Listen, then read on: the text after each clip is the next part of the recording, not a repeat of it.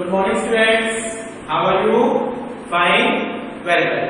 चलिए बेटा, कल हम लोगों ने इंडियन इकोनॉमी स्टार्ट किया था। इंडियन इकोनॉमी का फर्स्ट चैप्टर और फर्स्ट टॉपिक हम लोगों ने कल किया।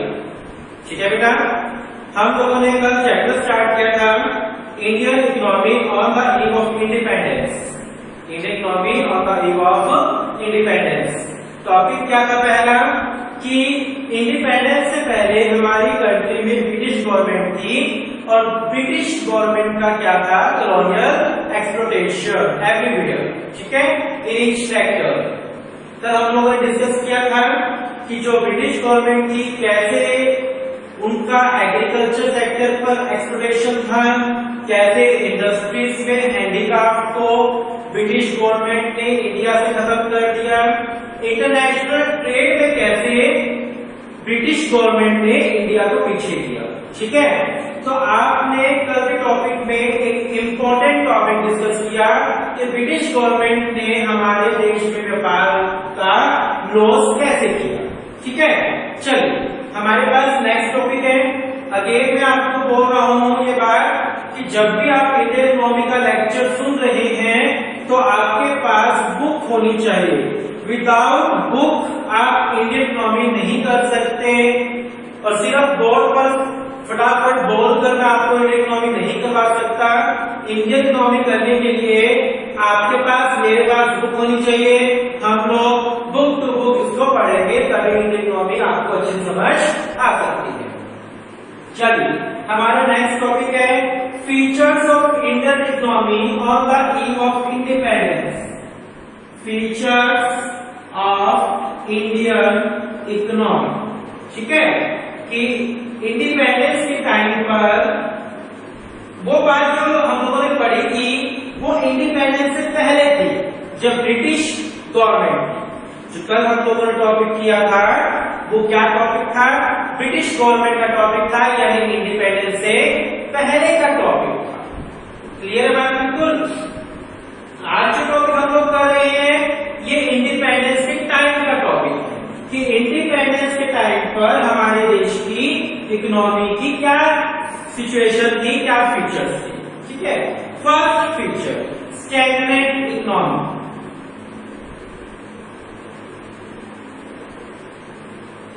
ठीक है, स्टैग्नेंट इकोनॉमी। स्टैग्नेंट का मतलब होता है स्थिर।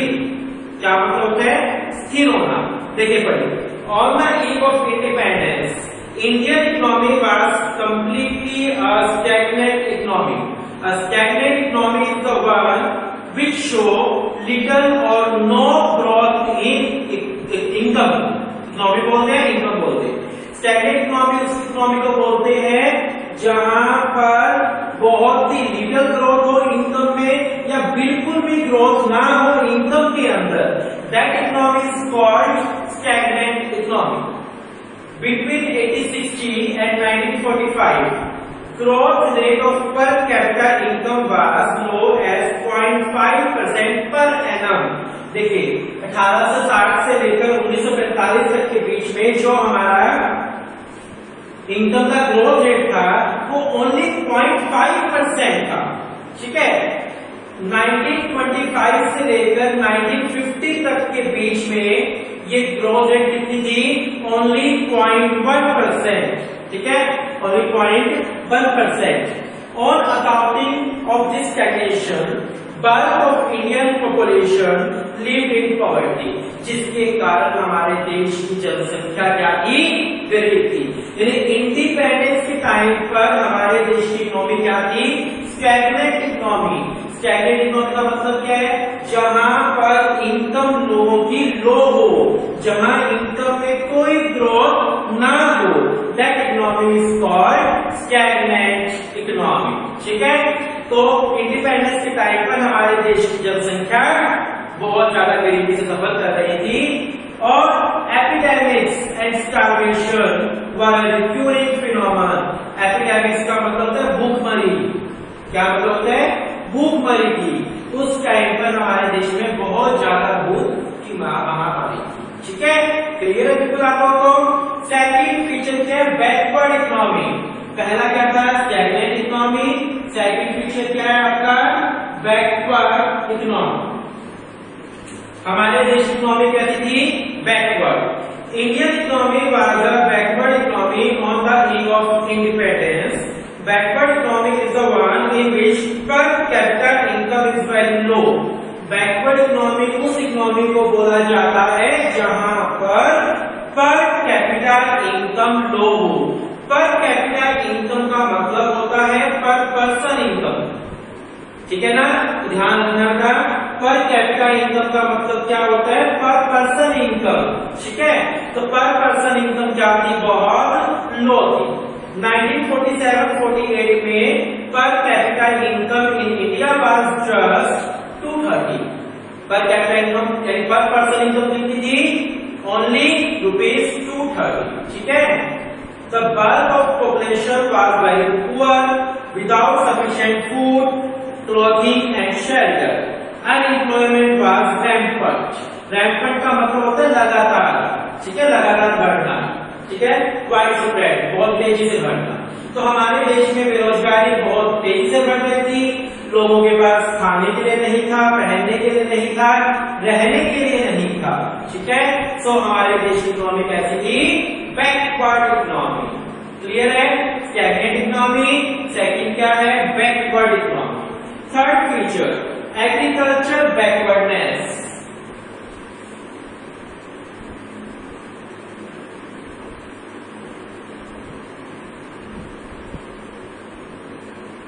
Agriculture backwardness. हमारे देश का एग्रीकल्चर सेक्टर बैकवर्ड था। कैसे? Nearly 72% of the country's working population was engaged in agriculture, but its contribution to GDP was only 50%. हमारे देश की 72% जनसंख्या, 72% पॉपुलेशन कहाँ engaged थी? एग्रीकल्चर में। लेकिन एग्रीकल्चर का कंट्रीब्यूशन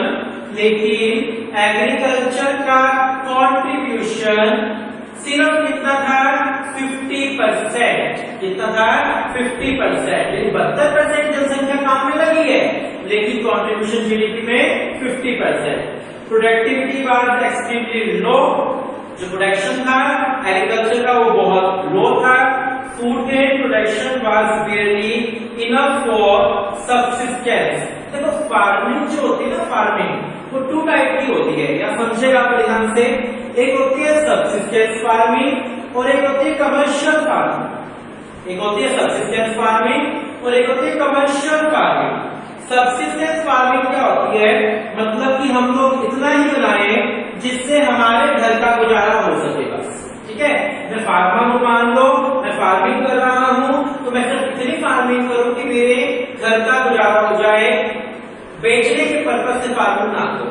और कमर्शियल फार्मिंग होती है जो सेल करने के पर्पज से होती है, ठीक है?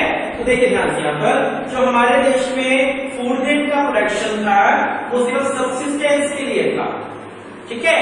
सब्सिस्टेंस फार्मिंग मतलब only for self consumption, not for sale. तो ये हमारे एग्रीकल्चर की सिचुएशन थी इंडिपेंडेंस के टाइम पर। तो आपने तीन फीचर्स पढ़े इंडिपेंडेंस के टाइम पर हमारे देश की सिचुएशन के। First one stagnant economy, second one backward economy, third one agriculture backwardness, ठीक है? फोर्थ फीचर है आपका इंडस्ट्रियल सेक्टर की बैकवर्डनेस, ठीक है? फोर्थ फीचर क्या है? Backward industrial sector. Backward industrial sector, ठीक है? इंडस्ट्रियल सेक्टर को बैकवर्ड किया कैसे हुआ? देयर वाज अ विचुअल lack of basic and heavy industry in the country. हमारे देश में हैवी इंडस्ट्रीज नहीं थी, उनकी कमी हो गई। हैवी इंडस्ट्रीज कौन सी होती है? स्टील की हो गई, ठीक है? ये इंडस्ट्रीज क्या हो गई? लैक हो गई। Production of machines was almost negligible. Machines का प्रोडक्शन खत्म हो गया। Small scale and cottage industries were almost ruined। जो स्मॉल स्केल इंडस्ट्रीज थी और जो कॉटेज इंडस्ट्रीज थी वो लगभग क्या हो गई? ruined हो गई। ruined का मतलब है बर्बाद कर देना, खत्म कर देना। जो स्मॉल स्केल इंडस्ट्रीज थी, जो कॉटेज इंडस्ट्रीज थी, ब्रिटिश गवर्नमेंट ने इन इंडस्ट्रीज को ruined कर दिया। दिया, खत्म कर दिया, बर्बाद कर दिया। For the bulk of its capital goods requirement, the Indian industry was dependent upon imports from Britain। और मान लो इंडिया की किसी कंपनी को मशीन चाहिए तो इंडियन कंपनी किस पे डिपेंड हो गई? ब्रिटिश कंपनी पर डिपेंड हो गई। ठीक है, गॉट क्लियर? आई क्लियर बेटा? समझ आ रहा है कि हमारे देश की इकोनॉमी क्या थी? स्टैग्नेंट थी, स्थिर थी, यानी जो लोगों की इनकम थी वो बहुत लो थी। इनकम लो होना उस इकोनॉमी को क्या बोलेंगे? स्टैग्नेंट इकोनॉमी बोलते हैं। बैकवर्ड इकोनॉमी क्या होती है? जहां पर अनएम्प्लॉयमेंट बढ़ जाए, जहां पर फूड ग्रेन ना हो, दैट इज बैकवर्ड इकोनॉमी। और एग्रीकल्चर का बैकवर्ड हुआ हमारे देश में, इंडस्ट्रियल सेक्टर्स को बैकवर्ड किया गया। Fifth feature, rampart poverty.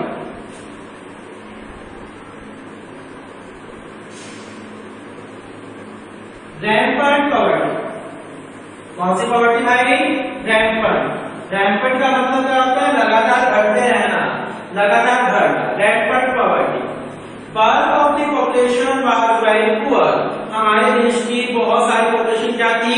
Poor थी। People were not getting 2 fare in a day। 2 वक्त का उनको खाना भी नहीं मिल पाता था। They lacked shelter and clothing। ना रहने के लिए मकान, ना पहनने के लिए कपड़े। All this was owing to widespread unemployment and massive illiteracy। और ये किसके कारण हुआ? बढ़ती हुई बेरोजगारी और अनपढ़ता के कारण हुआ ऐसा। ठीक है, सिक्स्थ फीचर क्या है? Poor infrastructure.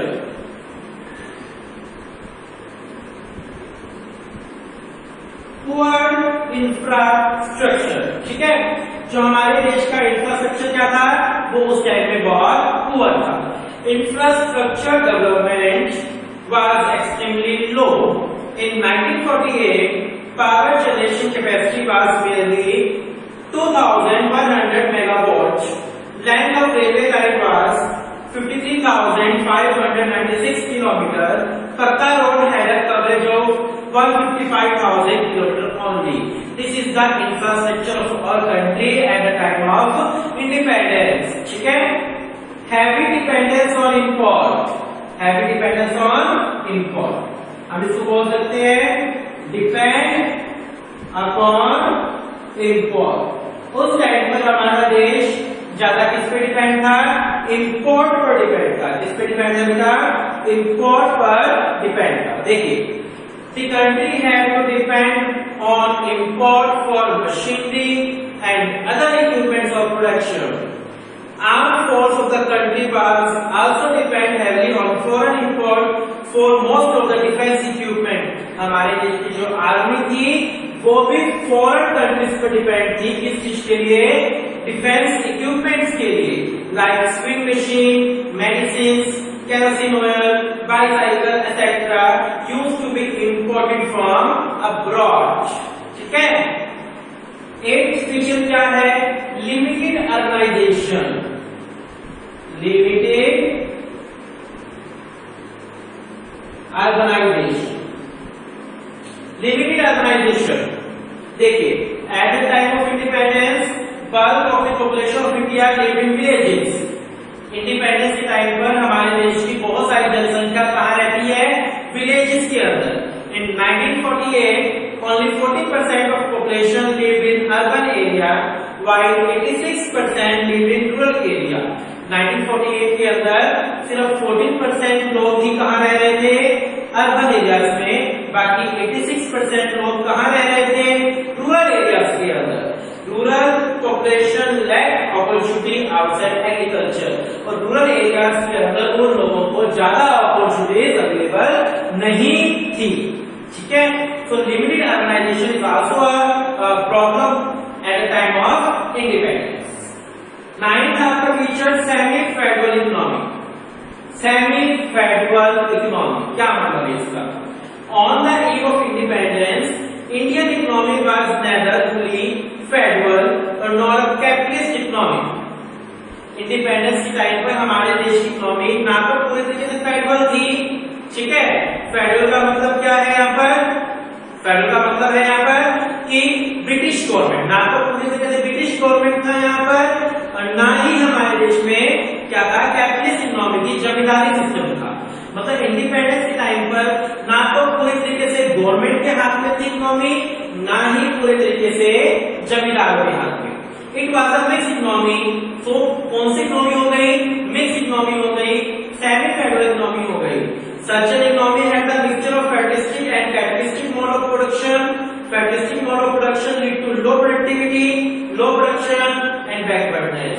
कहते हैं जो हमारे देश में ना तो पूरे तरीके से कैपिटलिस्टिक सिस्टम था, ना पूरे तरीके से फेडरलिस्टिक सिस्टम था, सेमी फेडरल था, यानी बीच में ब्रिटिश गवर्नमेंट का भी हस्तक्षेप था। और ब्रिटिश गवर्नमेंट के हस्तक्षेप होने के कारण, ब्रिटिश गवर्नमेंट का दखलअंदाज होने के कारण जो हमारा प्रोडक्शन था देश का, वो लो हो रहा था और लगातार लो ही होता जा रहा था। लास्ट आपका कॉलोनियल इकोनॉमी, या पढ़ चुके हैं टेंथ फीचर कॉलोनियल इकोनॉमी।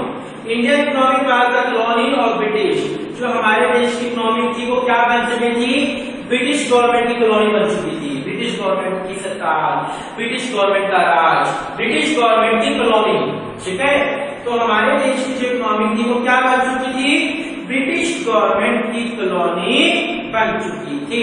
यानी पूरे तरीके से ब्रिटिश गवर्नमेंट का राज था और ब्रिटिश गवर्नमेंट क्या करती थी? हमारे देश के लोगों का, हमारे देश की इंडस्ट्रीज का एक्सप्लोटेशन करती थी, ठीक है। यहाँ पर ये बताया, यहाँ पर ब्रिटिश गवर्नमेंट का domestic industry by imposing heavy tax this force the Indian to buy the British good. यानी ब्रिटिश गवर्नमेंट ने क्या किया था? हमारे इंडस्ट्रीज के गुड्स पर हैवी टैक्स लगा दिया, हैवी टैक्स लगा दिया था, जिससे ना तो वो इंडिया में बिके, ना ही इंडिया से बाहर बिक सके। क्योंकि हैवी टैक्स इंपोर्ट करने से क्या हो जाएगा? गुड्स महंगी हो जाएगी, ठीक है। Indian economy was used as source of raw material, और इंडिया का जो रॉ मटेरियल था वो कहां भेजा जाने लगा? ब्रिटिश, ठीक है ना, फॉरेन कंट्रीज के अंदर। और ब्रिटिश गवर्नमेंट ने क्या किया? हमारे देश से जो हैंडीक्राफ्ट था उसको खत्म कर दिया, ठीक है ना। तो ये सारी चीजें हुई थी इंडिपेंडेंस के टाइम पर। आपके पास मैंने आपको अभी 10 पॉइंट्स पढ़ाए फीचर्स हैं इंडियन इकोनॉमी के eight the time of independence. तो पहले आप लोग इन 10 फीचर्स को पढ़िए, अभी देखिए।